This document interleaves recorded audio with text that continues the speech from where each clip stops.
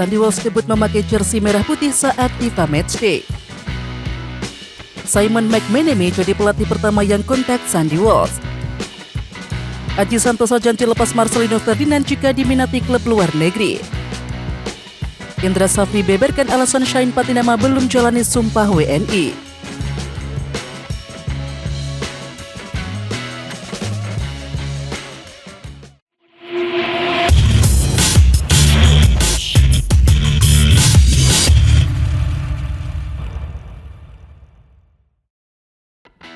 Pemain keturunan Sandy Walsh ternyata menyimpan cerita pedih dalam karirnya sebagai pemain sepak bola profesional.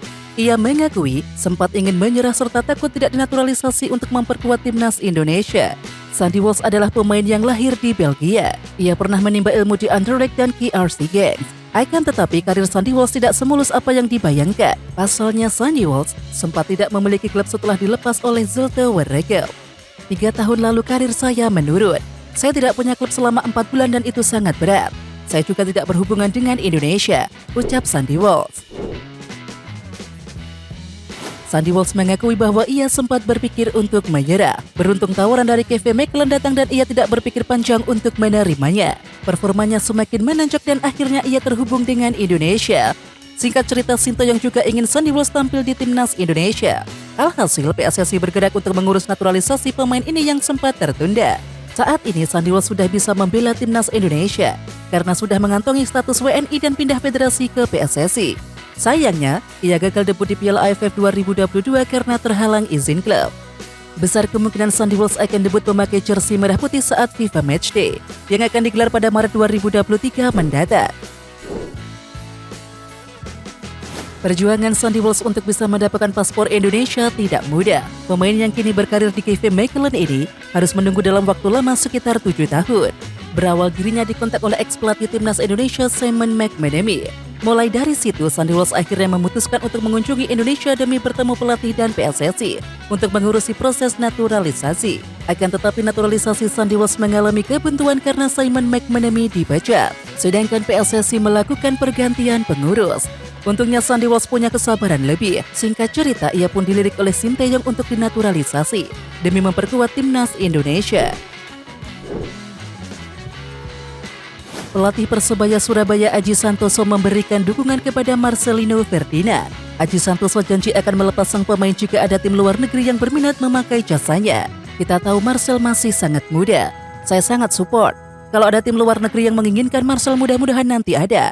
Pasti akan kami lepas jika Marcel bermain di luar negeri, kata Aji Santoso dalam keterangan tertulisnya di Surabaya pada hari Kamis. Aji meminta Marcelino tidak cepat puas dengan semua hasil yang saat ini diraihnya, karena dirasa masa depannya masih panjang dan sangat cerah. Sebelumnya, Marcelino Ferdinand dinobatkan sebagai pemain muda terbaik. Usai timnas Thailand menjadi juara berkat kemenangan melawan Vietnam pada laga leg kedua Piala AFF 2022 di Thammasat Stadium Bangkok. Direktur Teknik PSSI Indra Safri membeberkan alasan kenapa calon pemain naturalisasi Shane Patinama belum juga melakukan sumpah menjadi WNI. Meski keputusan Presiden sudah ada, Shane Patinama bahkan tinggal menjalani sumpah di Kemenkumham untuk menjadi WNI. Namun hingga saat ini belum ada kepastian kapan tepatnya Shane Patinama bakal menjalani sumpah menjadi WNI. Indra mengaku bahwa saat ini PSSI masih menunggu waktu yang tepat untuk Shane Patinama datang ke Indonesia. Menunggu waktu Shane Patinama, nanti saya coba tanyakan, ujar Indra Safri kepada awak media. Dipastikan untuk naturalisasi masih 4 pemain, yakni 3 pemain keturunan untuk timnas U20 dan Shane Patinama buat tim senior. Indra pun memastikan bahwa proses naturalisasi ini tidak akan mengalami masalah meski jabatan Ketua Umum PSSI nantinya berubah. Untuk proses naturalisasi ini sudah dilakukan dan tinggal menunggu langkah-langkah selanjutnya dari pemerintah. Sudah diproses, tidak ada tambahan nama. Cuma 3 untuk naturalisasi timnas U20 Indonesia, tuturnya. Sementara itu, Ketua Umum PSSI Muhammad Iryawan pun terus meyakinkan bahwa tak ada masalah dengan proses naturalisasi 4 pemain tersebut.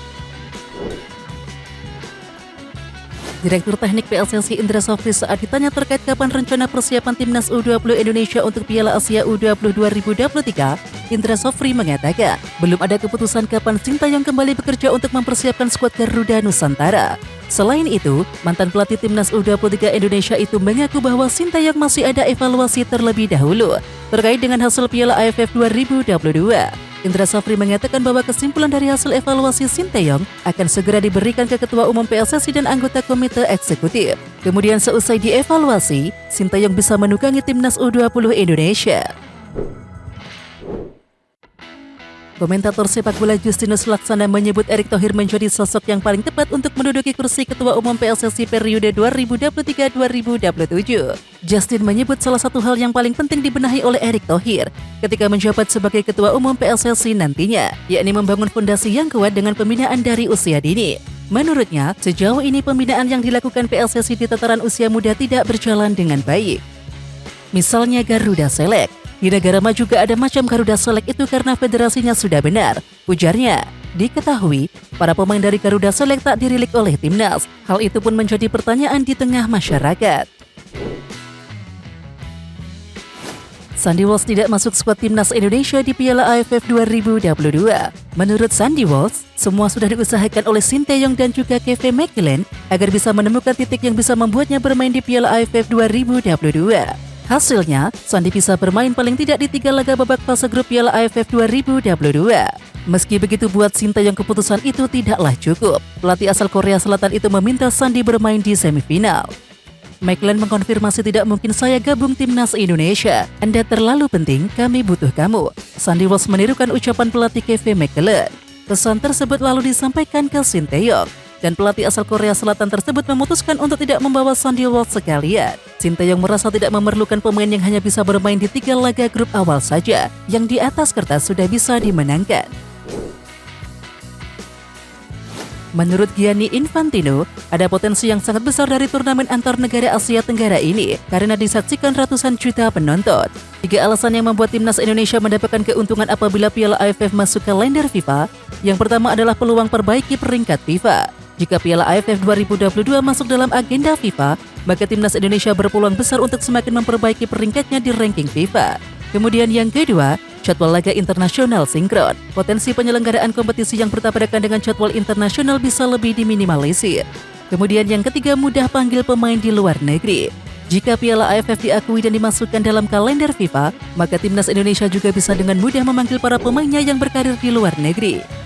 Oke timnas lovers, siapa kita? Kita Indonesia. Ayo kita dukung terus sepak bola tanah air Indonesia. Jangan lupa dukung terus Garuda Raya Channel dengan subscribe, like, dan komen karena saran dan kritik kalian sangat bermanfaat untuk perkembangan channel ini. Tungguin video selanjutnya dari Garuda Raya Channel. Salam olahraga.